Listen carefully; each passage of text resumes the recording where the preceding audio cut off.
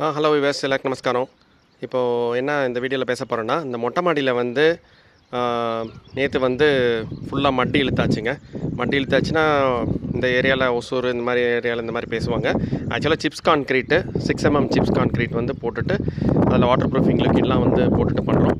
So மறுநாள் வந்து என்ன பண்ணலான்னா, இந்த மேஸ்திரிங்க சொல்லுவாங்க இது பட் எந்த அளவுக்கு சூட்டபுள்னு பாருங்கள் உங்கள் சுச்சுவேஷனுக்கு. இந்த மாதிரி ஓட்டை எக்ஸிட் பைப் விட்ருப்போம் இல்லையா, அதை வந்து உள்ளே பை வச்சுட்டு சிமெண்ட் சாக்கு வச்சுட்டு மேலே வந்து எம்சாண்ட் இது மாதிரி போட்டுட்டா தண்ணியெல்லாம் ஃபுல்லாக நிற்கவும் வாங்க. பட் ஆனால் எனக்கு ஒப்பீனியன் வேறு மாதிரி இருக்குது. என்னென்னா இப்போ ஒரு சின்ன பில்டிங்னால் நிற்கும். இப்போ லெவலும் மொத்தம் பண்ணியிருப்பாங்க இல்லையா, அது பெரிய பில்டிங்னால ஒரு 1000 சதுரடி மேலே போகுது. ஸோ அதனால் வந்து தண்ணியை ஊற்றி நிற்க வைக்கிறது ஒன்றும் அவ்வளோ ஈஸியான விஷயம் இல்லை.